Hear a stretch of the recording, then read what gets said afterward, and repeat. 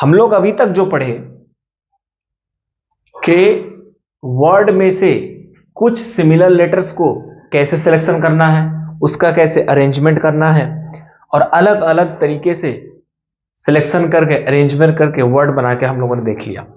जितने अरेंजमेंट किए अभी सारे के सारे एक रो में अरेंज किया। अब आओ हम लोग कहते हैं, स्टार्ट करते हैं सर्कुलर परमुटेशन।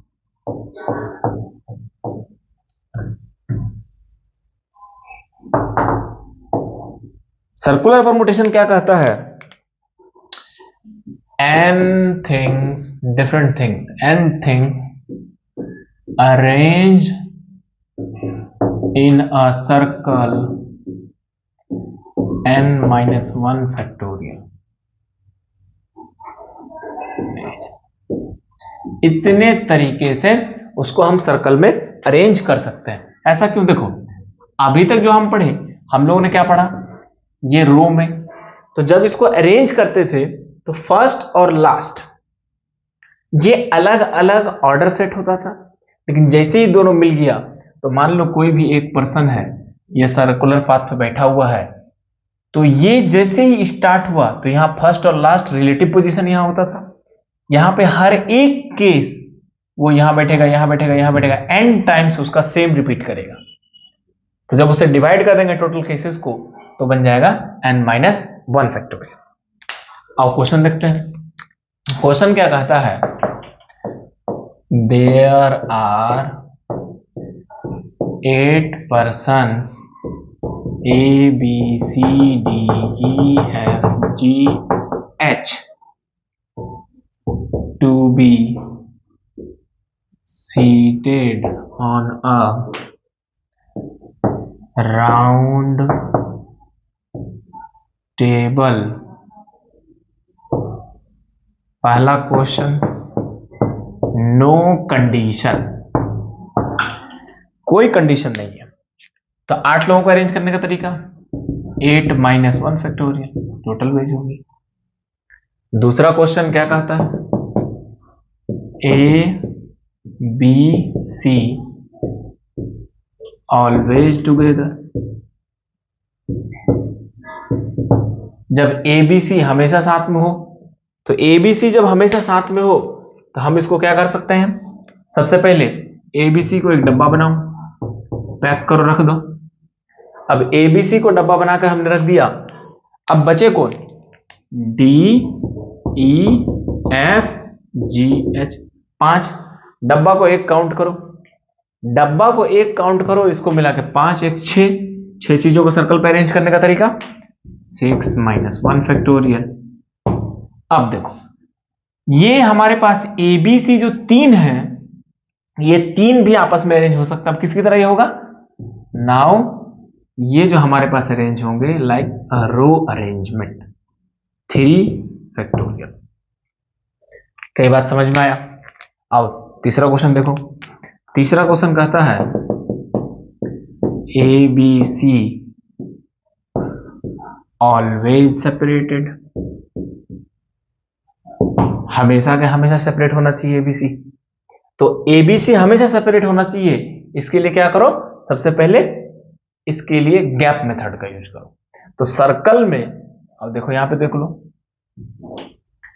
सर्कल में when n things arranged in circle then n new gaps generated। रो में क्या होता था कि n चीजें अरेंज होने के बाद n+1 गैप मिलता था। सर्कल में n चीजें अरेंज होने के बाद n ही गैप मिलेगा, जैसे 1 2 3 4। हमने 4 चीजों को अरेंज किया, देखो कितने गैप मिल गए, 1 2 3 4। सर्कल में हमारे पास सर्कल में जितने चीजें अरेंज हुआ उतना ही गैप मिला। और लाइन में क्या होता था? n+1 गैप्स मिलते थे। क्यों? क्योंकि यहां पे भी एक गैप बनता था, यहां पे भी एक गैप बनता था। जब सर्कल में दोनों को ये मिल गया, ज्वाइन हो गया, तो दोनों गैप बनके एक ही गैप हो गया। क्या बात क्लियर हुआ? तो ए बी सी सेपरेट कर दो पहले। तो इसके अलावा कितने लोग बचे? 5। 5 को अरेंज करने का तरीका 5 - 1 फैक्टोरियल। न्यू टैप कितने बने? 5। तो 5 में से 3 चीज सेलेक्ट कर लो और तीनों को आपस में अरेंज करने का तरीका 3 फैक्टोरियल। क्या ये बात समझ में आया? क्या यहां तक क्लियर हुआ? अब आओ हम लोग आगे देखते हैं।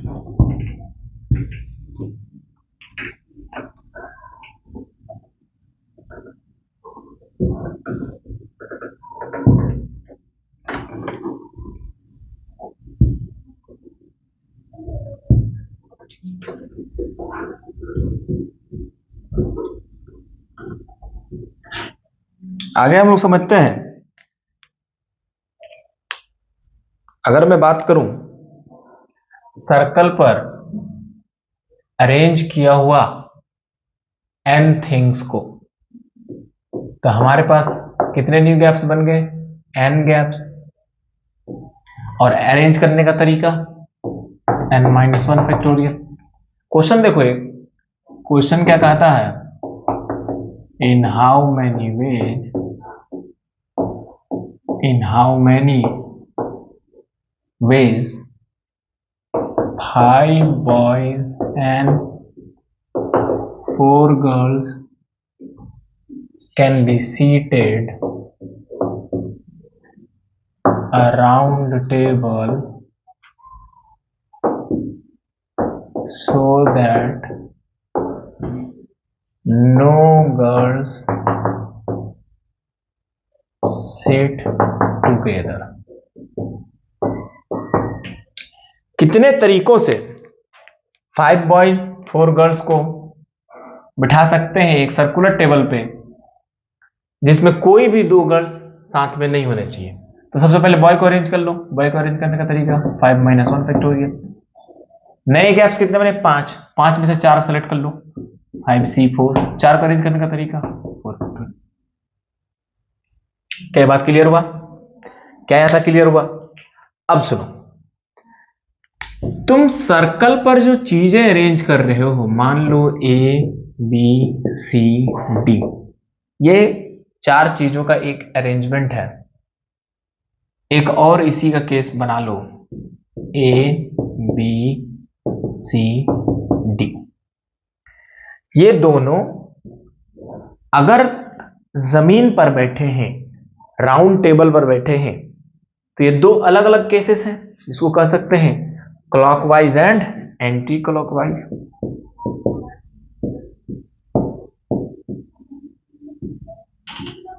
Are 2 different cases. कब? जब ये राउंड टेबल पर है। क्यों? क्योंकि ए का नेबरिंग यहां B है, यहां D है, यहां A भी A का नेबरिंग B है, D है, लेकिन A के क्लॉकवाइज में यहां B है, यहां A के एंटी क्लॉकवाइज में B। क्या बात सब क्लियर हुआ? लेकिन अगर यही चीज एक माला में हो, कि माला, मान लो एक माला है, ये ABCD माला है, माला में है 4 डिफरेंट फूल्स है, तो ये जो क्लॉकवाइज और एंटी क्लॉकवाइज है, इसको जस्ट 180 डिग्री से घुमा दो, तो ये क्या बन जाएगा? ये केस बन जाएगा। मतलब एक केस को हम 2 केस गिन रहे हैं। तो in circular path arrangement of things which can be seen from both sides, इसमें anti clockwise and clockwise same हो जाता है। एग्जाम्पल, गार्लैंड से माला फूलों का, गार्लैंड ऑफ फ्लावर, या फिर नेकलेस। तो हर एक चीज को 2 बार काउंट कर रहे हैं। तब ऐसे केसेस में arrangement of things, arrangement of n things, arrangement of n things on a circle when it can be seen from both sides is n-1 का फैक्टोरियल डिवाइडेड बाई 2, क्योंकि हर एक केसेस को दो दो बार काउंट कर रहे हैं, तो टोटल केसेस को कितना से डिवाइड कर दो, 2 से डिवाइड कर दो। क्या ये बात सब क्लियर हुआ? अब आओ हम लोग आगे बढ़ते हैं, इस पर क्वेश्चन देखते हैं। क्वेश्चन क्या कहता है?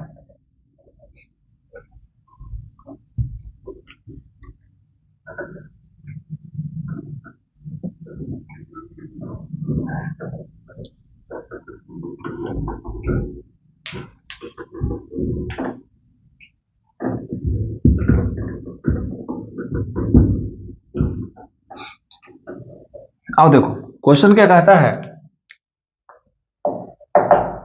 8 flowers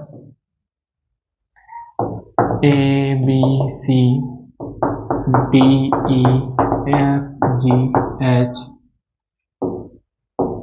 to be used to make a garland। पहला क्वेश्चन है, नो कंडीशन, कोई कंडीशन नहीं, तो 8 फ्लावर का एक माला बनाना है, तो क्या कर दें, 8 - 1 का फैक्टोरियल डिवाइड बाई 2, ये टोटल फूलों से माला बन जाएगा। दूसरा क्वेश्चन क्या है? दूसरा क्वेश्चन क्या कहता है कि जो ए बी सी फ्लावर्स हैं ऑलवेज टुगेदर, हमेशा साथ में हो, तो क्या करो, फिर से एबीसी को पैक कर दो। क्या बचा, D E F G H, 5 1 6, तो 6 को अरेंज करने का तरीका 6 - 1 फैक्टोरियल डिवाइड बाई 2, लेकिन ये आपस में भी 3 घूम सकते हैं, तो 3 फैक्टोरियल्स। क्या यहां तक क्लियर है? अब आओ देखो अगला क्वेश्चन इसका। अगला क्वेश्चन क्या कहता है, A B C always separated, हमेशा सेपरेटेड होना चाहिए। फिर से वही गैप मेथड लगाओ, एबीसी को भूल जाओ, तो 5 चीजों को अरेंज करने का तरीका 5 - 1 फैक्टोरियल डिवाइड बाई 2। कितने न्यू गैप बने, 5, तो 5 में से सिलेक्ट कर लो कितने, 3 को अरेंज करने का तरीका 3 फैक्टोरियल। क्या बात सबको क्लियर है? अगला क्वेश्चन देखो, A B always together and C D always separated.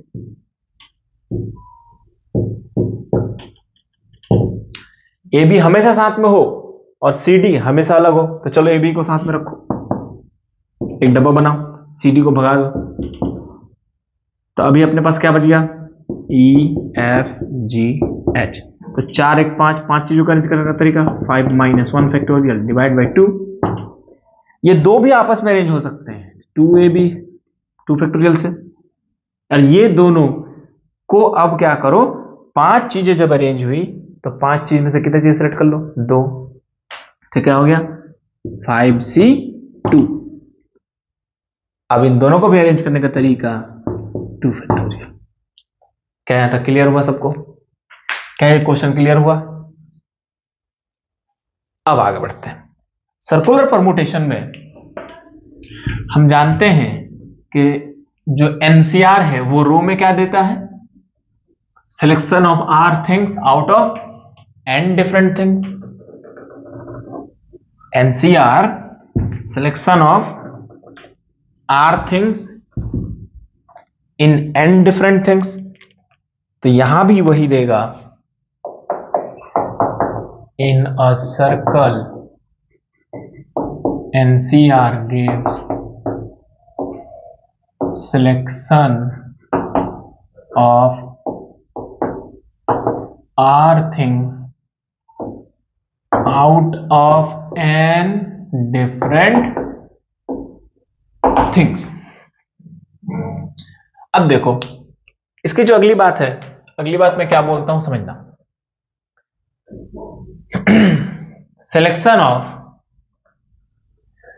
Are things, इसको ऐसे समझो,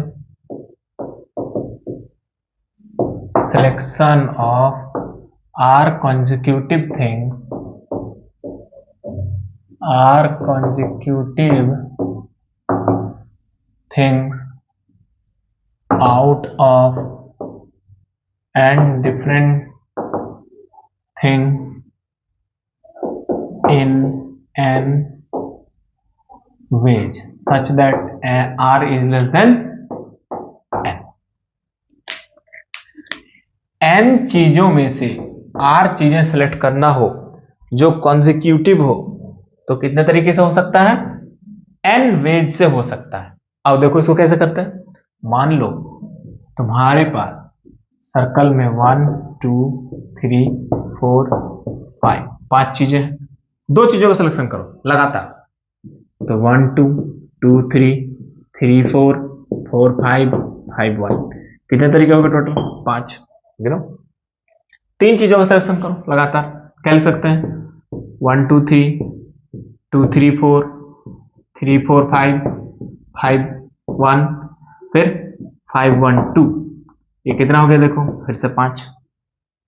चार चीजों का सिलेक्शन करो, 1 2 3 4 2 3 4 5 3 4 5 1 4 5 1 2 5 1 2 3, देखो फिर से कितना हो गया? 5।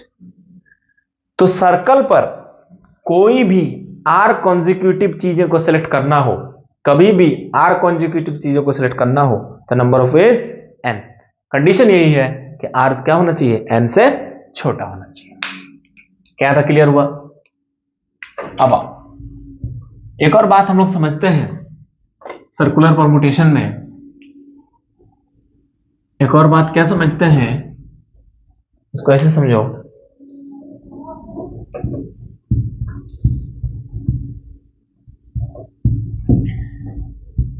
एक और बात को समझते हैं कि selection of r things from n things in a circle, n different things है यहां पे, in a circle such that no two are things, no two are things are consecutive in, तो इसका एक फॉर्मूला है, पहले मैं फॉर्मूला लिख देता हूं, n minus 3 minus r minus 1 plus 1 c r minus 1 complete multiplication n बटा r। कहता है कि सर्कल में से r चीजों को सिलेक्ट करो जिसमें कोई भी दो r कॉन्जिक्यूटिव नहीं होना चाहिए। अब इसको समझते हैं। मान लो ये सर्कल है तुम्हारे पास, इस सर्कल में अपने पास है मान लो 1 2 3 4, इस तरह dot dot dot dot dot करते करते कहां तक? n चीजें हैं। ये बन गया n माइनस 1, ये बन गया n माइनस 2। कहता इस तरह से r चीजों का सिलेक्शन करो जब कोई भी दो r कॉन्जिक्यूटिव नहीं, मतलब ये दोनों नहीं हो सकता है, ये और ये हो सकता है। तो आओ देखो कैसे करते हैं। मान लो मैंने सिलेक्ट कर लिया 1 को, तो अब वो 2 भी नहीं आ सकता, तो n भी नहीं आ सकता, नेबरिंग तो आ ही नहीं सकता, लगातार हो जाएगा। इसका मतलब 3 आ सकता है, तो 3 अगर आ गया तो फिर 4 नहीं आ सकता। और अगर 1 अगर सिलेक्ट हो गया तो अब जो तुम्हारे पास बचे वो तुम्हारे पास ये पूरी क्वांटिटी बची सिलेक्ट करने की, इनमें से ही अब सिलेक्शन होना है। अब इनमें से चीजें कितनी बची, 1 2 3 घट गया टोटल में से, तो n-3 लेफ्ट बचा। अब इसमें सेलेक्ट कितना करना है, एक ऑलरेडी सिलेक्ट कर लिए हो तो r-1 सेलेक्ट करना है। अब ये पूरा जो है ये किसकी तरह काम करेगा, रो की तरह, स्ट्रिंग की तरह। और हम जानते हैं अगर रो हो, स्ट्रिंग हो, जिसमें से n थिंग्स में से r चीजों का सिलेक्शन करना है, नो टू आर टुगेदर, तो इसको लिखते हैं no to r consecutive n-r+1 cr। क्या बात क्लियर है? अब इसको लिखते हैं फॉर्मूला, और लिखो n की जगह पे क्या है, n-3 है, n की जगह पे क्या है, n-3 माइनस r की जगह पे क्या है, कितनी चीजों को सिलेक्ट करना है, r-1+1 c, r की जगह पे क्या है, r-1। अच्छा, इस पूरी क्वांटिटी में n/r से क्यों डिवाइड किया, अब इसको भी थोड़ा समझते हैं। नहीं समझ में आया तो याद कर लेना। देखो समझो, मान लो तुम्हारे पास 1 2 3 4 5 6 7 8 9 9 नंबर है। 9 नंबर में से 3 नंबर सेलेक्ट करना, सेलेक्ट करो 3 नंबर। तो मान लो हमने सेलेक्ट कर लिया जिसमें कोई भी 2 कॉन्जिक्यूटिव नहीं होना चाहिए, तो 1 3 5 सेलेक्ट कर लिया। चलो मैं 3 को सिलेक्ट करता हूं, तो 3 के बाद क्या आ सकता है, 1 आ सकता है, 2 तो नहीं आ सकता, फिर 5 भी ले सकते हैं, 4 नहीं आ सकता। तो अगर मैं 5 को सिलेक्ट करूं तो 4 नहीं आ सकता, 3 आ सकता है, फिर 2 नहीं आ सकता, 1 आ सकता है, ये तो आ सकता है। इसका मतलब 1 3 5 3 नंबर का एक सिलेक्शन किया, तो ये 3 नंबर यहां भी वही सेम 3 नंबर है, क्योंकि सिलेक्शन तो एक ही है। यानी एक सिलेक्शन को हम कितनी बार काउंट कर रहे हैं, 3 बार। एक सिलेक्शन को कितनी बार काउंट कर रहे हैं, 3 बार। तो 3 चीजों को सिलेक्शन करना है और एक एक सिलेक्शन को 3 बार काउंट कर रहे हैं, तो टोटल 9 में से 3 चीजों का सिलेक्शन करना है।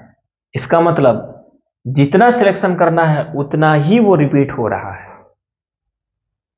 क्लियर हुआ, क्लियर हुआ? इसका मतलब 9 में से अगर 3 को सिलेक्ट करना था तो 3 टाइम्स रिपीट हुआ हर एक सिलेक्शन, तो टोटल को किसे डिवाइड करेंगे, 9/3। तो यहां r सिलेक्ट कर रहे हैं किसमें, n में, तो कितनी बार रिपीट करेगा, r टाइम्स, तो हम n/r से मल्टीप्लाई करते हैं। क्या बात समझ में आया? क्वेश्चन को याद कर लो, इस फॉर्मूले को याद कर लो क्वेश्चन बनाने के लिए। अब आओ देखो, इस पे क्वेश्चन है, क्वेश्चन क्या कहता है समझो।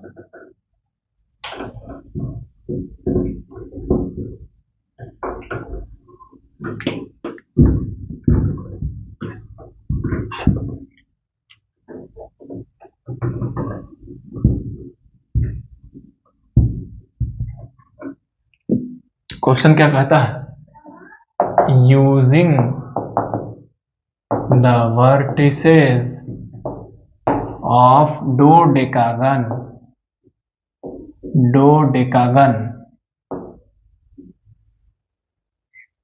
triangles are formed. Find number of triangles. Find number of triangles which side is not a side of dodecagon, जिसका कोई भी साइड डोडेकागन के साइड से मैच नहीं करे। कहता है find number of triangle which no side which no side is not a side of dodecagon. मतलब डोडेकागन का मतलब क्या होता है, n is equal to 12 side का पॉलीगन। तो ये ले लो, 12 साइड का एक पॉलीगन ऐसे ऐसे बना दो, ऐसे ऐसे ऐसे ऐसे ऐसे। अब कहता है कि इसमें से सारे वर्टेक्स को मिला के हमने क्या बना दिया, ट्रायंगल बना दिया। इस रूप में ट्रायंगल बनाना है कि कोई भी साइड इसके साइड से मैच नहीं करना चाहिए। तो देखो मैं कैसे बनाऊंगा, मैं अगर इसको वर्टेक्स ऐसे काउंट करूं, ऐसे काउंट करूं और ऐसे ले लूं, एक ट्रायंगल बन गया ए बी सी। एक और ट्रायंगल बना सकते हैं, देखो A B C D E. जैसे ही ए डी ई ट्रायंगल बनाया तो हमारा एक साइड कॉमन आ गया, ये ट्रायंगल नहीं हो सकता। चलो एक और ट्रायंगल बनाते हैं, ये इससे मिलाओ, इससे मिलाओ, एफ ले लो, तो ए एफ सी, देखो कोई साइड कॉमन नहीं है। तो तुम अगर ऐसे समझो कि अगर मैं पॉइंट ई को पकड़ूं तो पॉइंट ई के ए साइड ए और बी और सी जो है, ए और बी और सी जो है, ये तीन ऐसे पॉइंट्स हैं जो कि कॉन्जिक्यूटिव है ही नहीं, लगातार नहीं है। इसका मतलब अगर मैं कोई भी तीन ऐसे पॉइंट सिलेक्ट कर लूं जो कॉन्जिक्यूटिव ना हो, तो जो हमें ट्रायंगल्स मिलेंगे उसका कोई भी साइड इस डोडेकागन के साइड से मैच नहीं करेगा। तो select any 3 vertices so that no 2 vertices are consecutive will give required number of triangles। और ये सर्कल पर है, तो सर्कल पर n बराबर 12 सिलेक्ट कितना करना है, r बराबर 3। फॉर्मूला हमें पता है n by r, n minus r minus 1 plus 1 C r minus 1, इसमें रख देना है। तो 12 by 3, 12 minus 3 minus 1 plus 1 C 2, that's our answer. क्या यहां तक क्लियर हुआ? अब आप हम लोग देखते हैं एक और चीज कि circular permutation, circular permutation with alike things. जैसे वर्ड है टेरर, TERROR, इसको टोटल अरेंज करने का तरीका सर्कल में कैसे हो सकता है? तो 3 6, तो 6 फैक्टोरियल यानी 6 माइनस 1 फैक्टोरियल डिवाइडेड बाय कितने आर रिपीट कर रहे हैं, 3r, 3 फैक्टोरियल, ये हो गया अपने पास टोटल। ये तरीका हम लोग अपना सकते हैं। लेकिन अगर ऐसा हो गया कि अपने पास a a a b b c d मान लो, कितने बन गया 7, तो 7 माइनस 1 फैक्टोरियल, 3a रिपीट हो रहा है, 2b रिपीट हो रहा है, ये काम नहीं करेगा।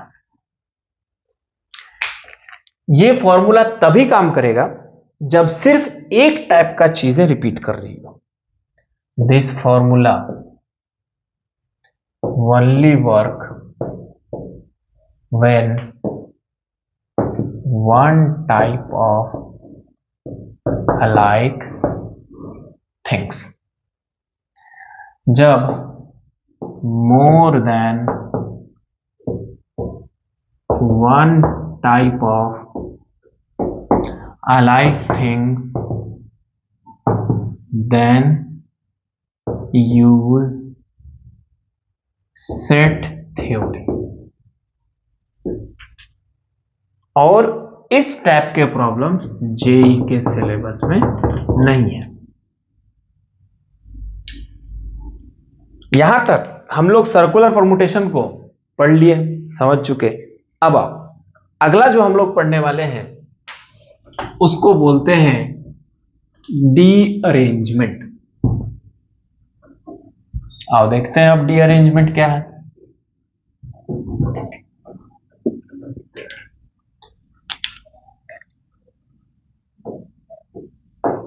डीअरेंजमेंट, मान लो कोई हमारे पास 1 2 3 n चीजें हैं जिसको लिए n प्लेसेस है। n चीजों के लिए n करेक्ट प्लेसेस है। फॉर एग्जाम्पल, लेटर पोस्ट करना है, 5 लेटर 5 करेक्ट एड्रेस में पोस्ट करना है।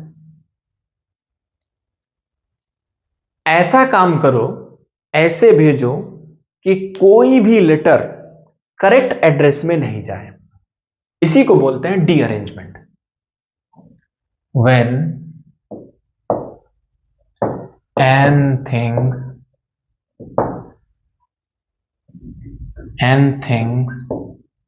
have n right place to go and arrange in such a manner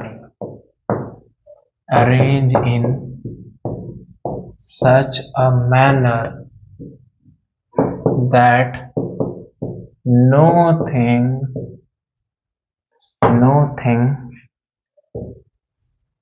goes into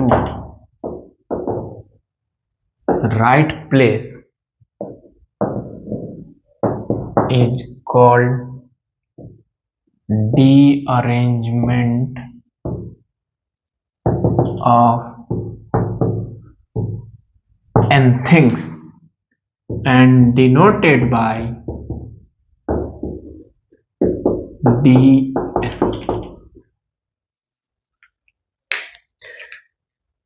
इसका फॉर्मूला होता है डीअरेंजमेंट का, पूरा लंबा चौड़ा प्रूफ है।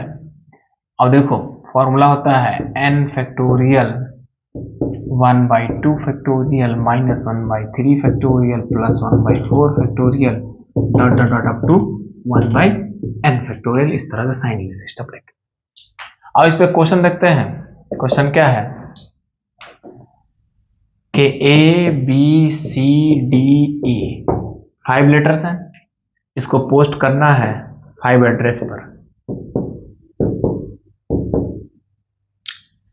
पहला क्वेश्चन क्या कहता है, नो कंडीशन। अगर हम लोग पोस्ट करना चाहें, पहला क्वेश्चन इसको लेते हैं कि none goes into right place, कोई भी सही एड्रेस पर नहीं जाए। तो पांचों का डीअरेंजमेंट क्या कर देंगे, 5 factorial 1/2 factorial minus 1/3 factorial plus 1/4 factorial minus 1/5 factorial. Solve कर लेंगे इसको। दूसरा क्वेश्चन कहता है exactly 1 goes into right place, सिर्फ एक सही जगह पर जाए। तो पांचों में से कोई भी एक चुन लो, 5C1, इसको सही जगह पर भेजने का तरीका ओनली 1।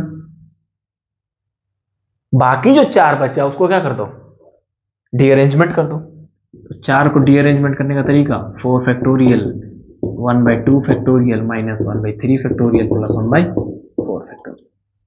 क्या था, क्लियर हुआ? अब तीसरा क्वेश्चन देखो। तीसरा क्वेश्चन है एग्जैक्टली 2 इनटू राइट प्लेस। तो 5 में से कोई भी 2 सेलेक्ट करो, उसको सही जगह भेज दो। तो 5C2 सही जगह भेजने का तरीका ओनली 1। अब कितने बचे, 3 का डीअरेंजमेंट कर दो। तो 3 factorial 1/2 factorial minus 1/3 factorial.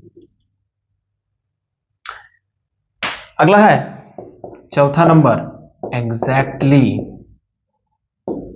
3 into right place. तो 5 में से कोई भी 3 सेलेक्ट कर लो।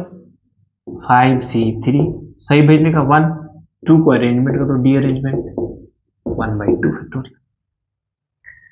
अगला है हम लोग के पास, लास्ट है, इसको ऐसे समझते हैं 5 और question exactly 4 into right place. इसको ये समझो, जब 4 तुम सही जगह भेजोगे तो 5वां ऑटोमेटिकली कहां चल जाएगा? सही जगह चल जाएगा। इसका मतलब 5 के 5 कहां जा रहा है? सही जगह। Means all 5 into right place. और इसका कितना तरीका? लीवन। क्या ये डी अरेंजमेंट वाला क्वेश्चन समझ में आया? क्या ये कॉन्सेप्ट समझ में आया कि डी अरेंजमेंट हम लोग कैसे कर सकते हैं?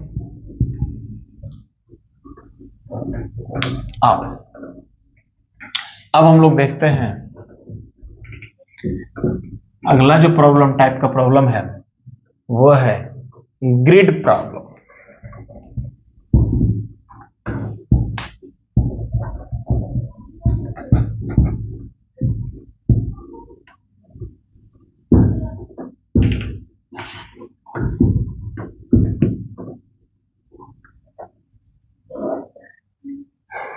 ग्रिड प्रॉब्लम,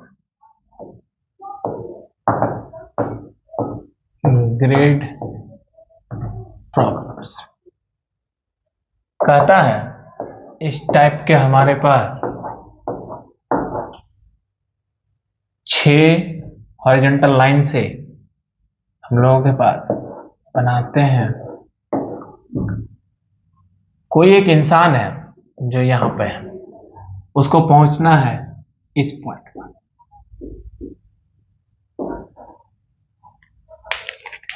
वो कितने तरीके से जा सकता है? या तो ऐसे चल जाए फिर ऐसे चल जाए, या तो पहले ऐसे चल जाए फिर ऐसे चल जाए, या तो फिर पहले ऐसे जाए फिर ऐसे जाए फिर ऐसे जाए, या फिर पहले ऐसे चल जाए फिर ऐसे फिर ऐसे फिर ऐसे फिर ऐसे फिर ऐसे चल जाए। बहुत सारे अलग अलग तरीके हो सकते हैं।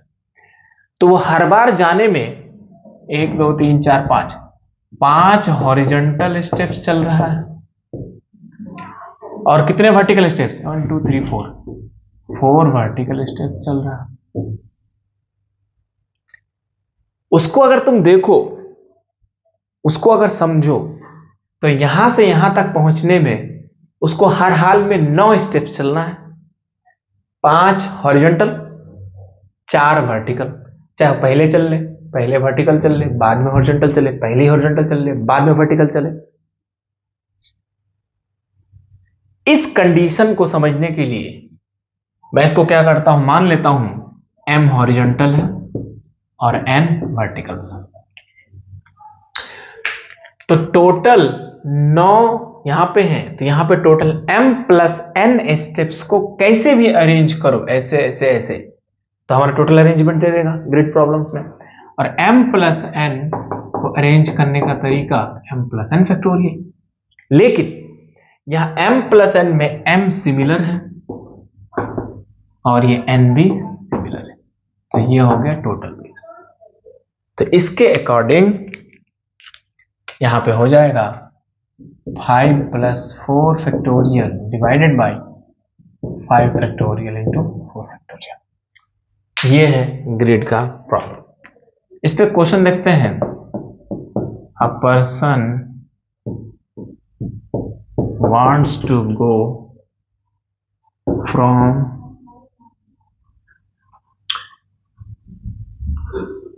coordinate 1 to 298। वो कितने तरीके से जा सकता है?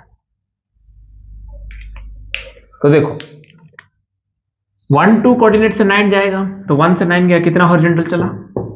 हॉरिजॉन्टल 8 स्टेप चलना पड़ेगा। कितना वर्टिकल चलना पड़ेगा? 6। तो टोटल अरेंजमेंट 8 + 6 का factorial divided by 8 factorial 6 factorial. क्या ये बात समझ में आया? अगर इसी क्वेश्चन को थोड़ा सा और बढ़ाएं, पर्सन गोज 1 to 2, फिर 6 6, फिर 9 8। कहता है 1 2 से तो जाए लेकिन बीच में कहीं है 6 6, वो 6 6 से क्या करें, मिल के जाए। तो आओ सबसे पहले 1 6 से पहुंचाओ 5 हॉरिजॉन्टल, और 2 4 से कितना हो गया 4 वर्टिकल, 6 9 से 3 हॉरिजॉन्टल, और 6 8 से 2 वर्टिकल। यहां से यहां पहुंचने का तरीका 5 + 4 factorial divided by 5 factorial 4 factorial multiplied by, यहां से यहां क्यों मल्टीप्लाई, फंडामेंटल प्रिंसिपल याद करो। काम अभी कंप्लीट नहीं हुआ, जाना कहां है 9 8। क्या लिख सकते हैं 3 + 2 का factorial divided by 3 factorial, this is our total. क्या यहां तक क्लियर हुआ, यहां तक समझ में आया? आओ हम लोग एक क्वेश्चन करते हैं, जिस क्वेश्चन में हम लोग यूज करेंगे सेट थ्योरी को, कि कैसे हम सेट थ्योरी को यूज कर सकते हैं परमुटेशन एंड कॉम्बिनेशन के क्वेश्चंस को बनाने के लिए।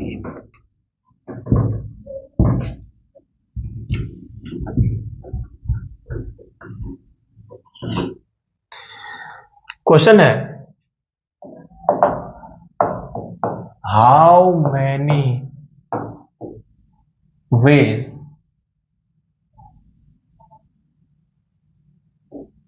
a word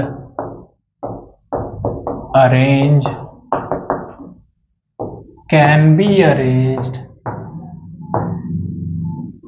so that,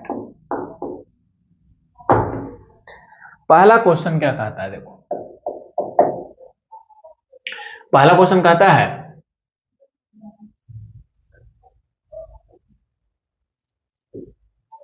2 hours never together, जब दोनों के दोनों आर साथ में नहीं हो। तो टोटल अरेंज करने का तरीका तो है ही, और पहले हम लोग टोटल पता करते हैं। तो टोटल इसका कितना हो जाएगा बताओ मुझे, कितने लेटर्स हैं, ए 3 3 6 1 7, 7 फैक्टोरियल डिवाइडेड बाई कितने हैं अपने पास 2 आर 2 फैक्टोरियल, फिर 2 ए 2 फैक्टोरियल। तो कैलकुलेट करो 7 × 6 फैक्टोरियल कितना होता है 720, और 2 × 2, तो इसे कैंसिल कर दो 36 180, तो ये बन गया 1260। तो टोटल केसेस बन गए अपने पास 1260। अब हम लोग इसको क्या करते हैं 2 आर पता कर लेते हैं कि 2 आर साथ में कब कब है, 2 आर्स टुगेदर, दोनों आर को ही साथ में रखो। तो दोनों आर को साथ में रखो, पैकेट बनाओ, तो दोनों आर को साथ में रख दिया।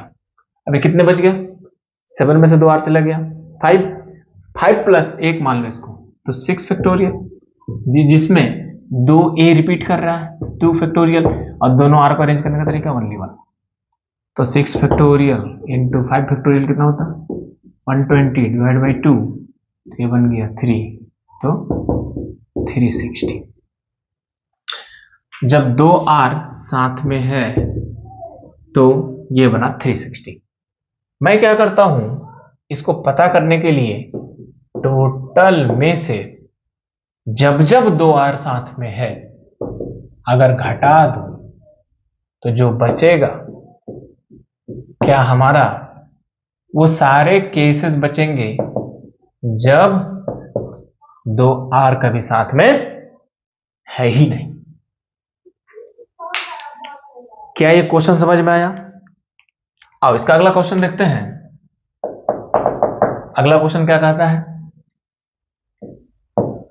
2 hours together but 2 A's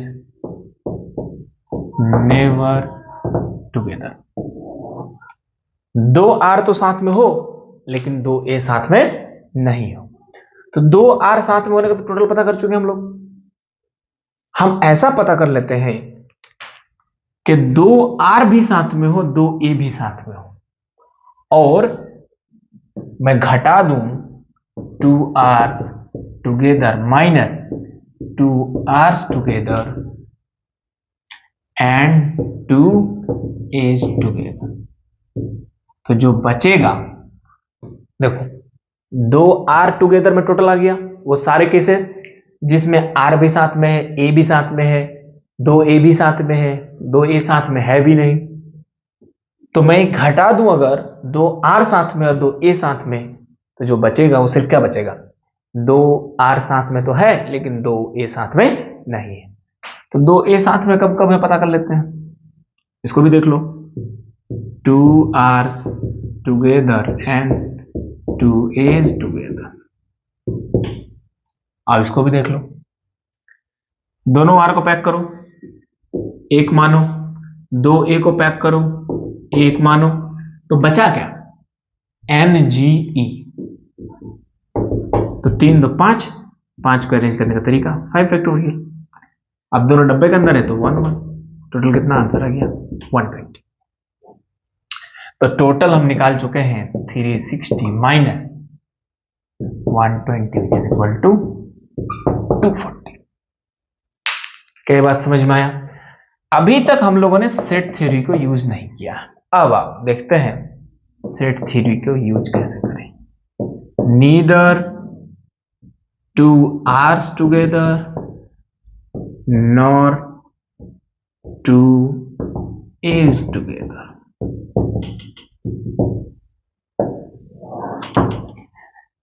कहता है ना ही 2 R साथ में हो ना ही 2 A साथ में हो। क्या मतलब है कि R भी साथ में नहीं होना चाहिए, A भी साथ में नहीं होना चाहिए, और R और A दोनों तो और साथ में नहीं होना चाहिए। तो मैं क्या करता हूं समझना, मैं क्या लिखता हूं, टोटल माइनस, पता कर लेते हैं कि दोनों साथ साथ कब है, 2 R's together union 2 A's together. और इन दोनों का यूनियन हम आसानी से लिख देंगे 2 R's यूनियन 2 A's को लिखेंगे, दोनों R को साथ में ले लो, दोनों A को साथ में ले लो, माइनस दोनों R साथ में इंटरसेक्शन दोनों A साथ में, और दोनों R साथ में हम लोग निकाल चुके हैं 360। दोनों A साथ में वो भी वही होगा, ये भी 2 R's is equal to 2 A's के बराबर होगा। अब देखो इसका भी कितना हो जाएगा 360 माइनस 2 R साथ में भी है 2 A साथ में, ये निकाल चुके हम लोग 120, तो कितना बन गया 370 72 120 इज इक्वल टू 600। तो टोटल हम लोग निकाल चुके हैं कितना है 1260 minus 600 which is equal to 660 answer. क्या यहां तक समझ में आया कि हम लोगों ने कैसे सेट थ्योरी को यूज किया? इस पे 3 सेट थ्योरी का भी क्वेश्चन बनता है, A union B union C पर, कॉम्प्लीमेंट में भी क्वेश्चन बनता है, डिमॉर्गन्स लॉ पे भी क्वेश्चंस बनता है। तो इस तरह से क्वेश्चंस बनाने का अलग अलग मेथड को यूज कर सकते हैं। तो यह है हम लोग का कि कैसे हम लोग इसको बनाएं।